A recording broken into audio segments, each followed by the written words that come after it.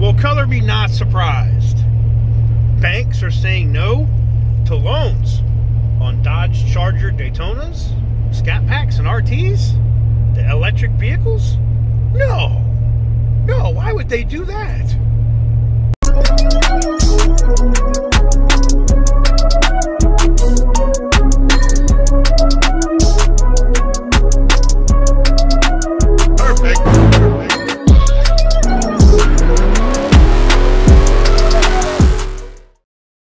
What is up, guys? Welcome on back to TK's Garage. And yes, banks are not going for it. They several dealers have tried to sell a few. Like I said, there was like 80, last I checked, 87 orders for this car total. That's abysmal. And the ones that are in dealer inventory, in most part, they're just sitting, right? But the ones that they actually get a sucker that wants to try to buy one, they try to go do financing without, like, the days, I'll put it like this: you're not going into a Dodge dealership paying zero down unless you're going through Stellantis Financial. If you're going through Stellantis Financial, maybe. But if you go to any other lender, they're not doing it. They're saying the loan to value on that car does not match. And what they're using, what these banks are looking at, is Tesla. They're looking at what these Teslas are worth and how they depreciate by almost 50% in the first year. Banks don't want to take that risk. They don't. And it's not just banks. I got a separate story for you on insurance companies. Now that there's, fire risk issues with this Dodge Charger EV, guess what's the next domino to fall for this car? If it's electric, your insurance company might say, nah, we really don't want to take that risk. Like if you're in California with fires and stuff, absolutely not. It's literally one domino after the next that keeps falling for this car, and it's a disaster. And I know a lot of you guys are going to be like, well, why won't the banks finance that vehicle? Because the banks are already so upside down, would be the best way for me to say it. They're already so leveraged with other auto loans that are defaulting in repos that they don't want to take unnecessary, even if you're a good customer with amazing credit, it's just the risk factor of a vehicle that you finance losing half or more of its value in the first year.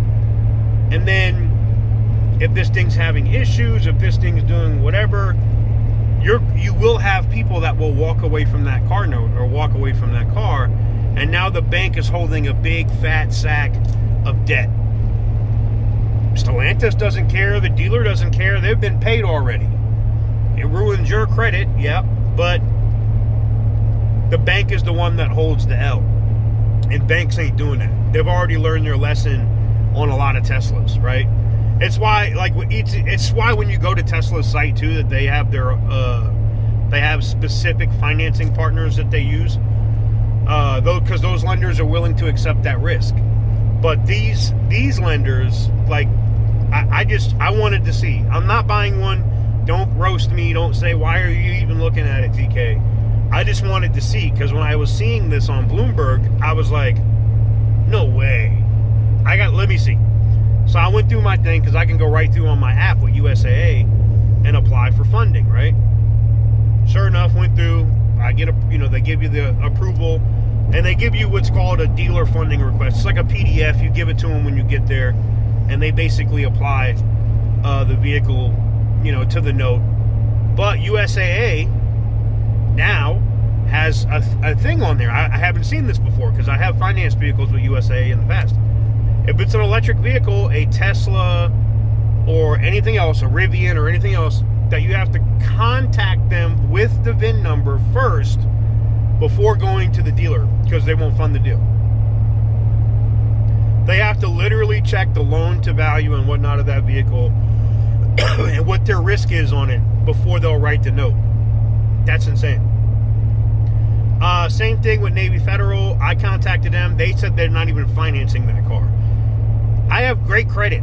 I have an 800 plus credit score.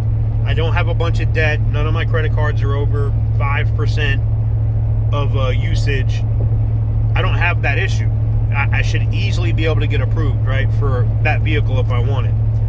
But at $89,775, I believe is what one of my local dealers wanted out the door on one of these cars, the banks ain't going for it. They don't think it's worth the money that they're asking. So I'll leave the question to you. What do you guys think? I think it's all of these things together, between the EV tax credit being canceled, I think you got maybe a week of buying an electric car if you're going to buy one and think you're going to get that EV tax credit, because that's all going to get canceled in executive orders, maybe even tomorrow. Like maybe Monday, you could see all that stuff get canceled. So I don't know.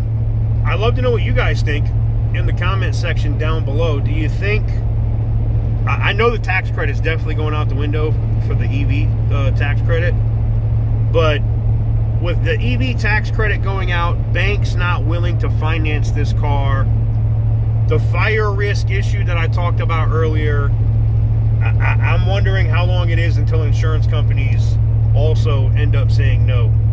Like, because I just don't see it. I don't see a pathway forward for this car to win as an EV. Let me know what you guys think in the comment section down below. Am I right? Am I wrong? I'd love to hear your thoughts. We can chat it up down there in the comments. Anyways, I'm on my way to go watch Notre Dame spank Ohio State. I hope they severely put foot to ass, and we'll see how that goes. But make sure to give the video a big thumbs up if you like what I do. Hit the subscribe button if you haven't already. And as always, stay petty, my friend.